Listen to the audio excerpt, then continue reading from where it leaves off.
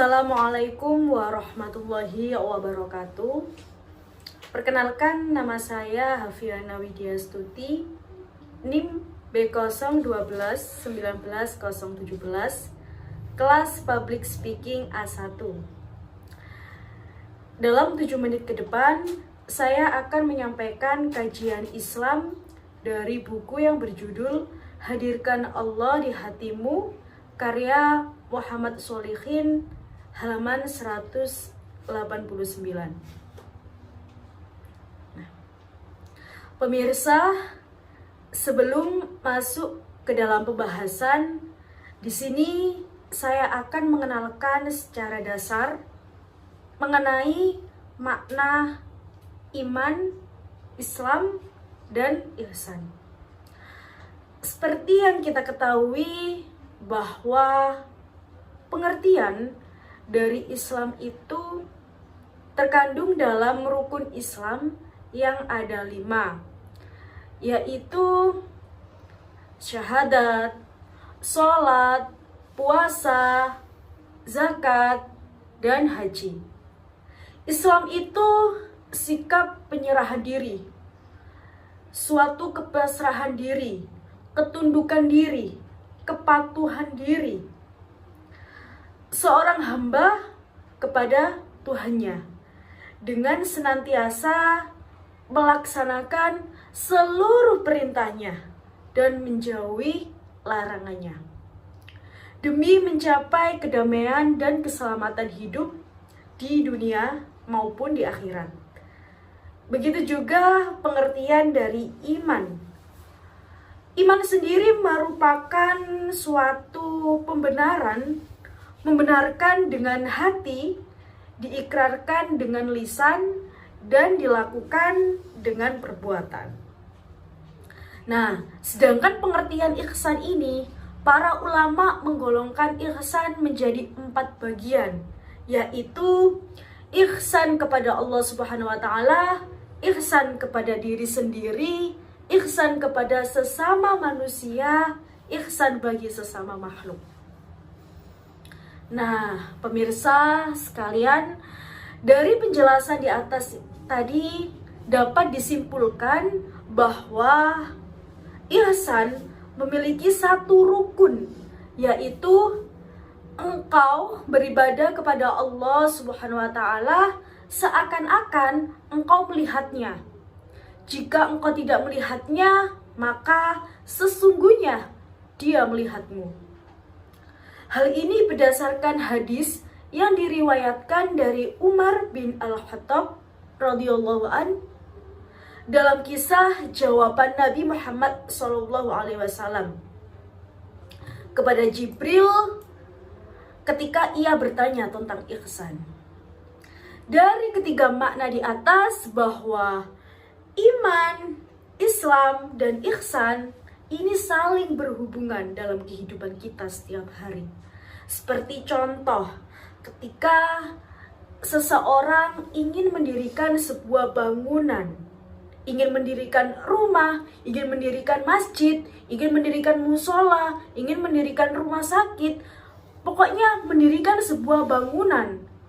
Di atasnya itu pondasinya harus dibuat. Nah, sama dengan kepribadian seorang muslim.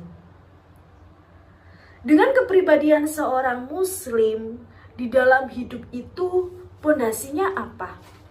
Pondasinya ya adalah iman. Seseorang yang menyatakan dirinya sebagai seorang muslim, dia terikat dengan seluruh keyakinannya kepada Allah Subhanahu wa Ta'ala. Jadi, pemirsa, dimanapun Anda berada, walaupun Anda berada di dalam negeri, walaupun Anda berada di luar negeri, entah dimanapun Anda berada, harus memiliki pondasi yang kuat. Tidak boleh goyah, harus memiliki pondasi yang kuat. Apalagi kami umat muslim, umatnya Nabi Muhammad SAW. Pondasi adalah hal yang terpenting yang menjadikan benteng di rumah itu. Artinya, jika pondasi itu tidak kokoh, jika pondasi itu tidak kuat, tidak akan rumah itu tegak dengan baik. Loyo rumah itu tidak akan tegak dengan baik. Nah, kalau seseorang pondasi iman kepada Allah, maka tidak akan keluar dari apa petunjuk dari Allah Subhanahu wa taala. Karena di dalam iman itu ada beberapa unsur, tumbuh beberapa unsur. Rumah itu kan bukan terdiri dari batu saja ya, kalau kita mau membangun rumah. Tapi ada pasirnya, ada semennya, kita juga membutuhkan genteng, kita juga membutuhkan air yang banyak. Kita membutuhkan banyak hal bahan-bahan itu. Begitu pula dengan kita. Kalau kita melihat iman seseorang kepada Allah, kepada malaikat Allah, kepada rasul-rasul Allah, kepada kitab Allah, kepada ketentuan-ketentuan Allah, qada dan qadarnya. Jadi ketika orang beriman kepada Allah, di sisi hal yang sangat penting yaitu bertauhid. Meyakini Allah satu-satunya ilah, satu-satunya zat yang pantas untuk disembah. Ingat, satu-satunya zat yang pantas untuk disembah.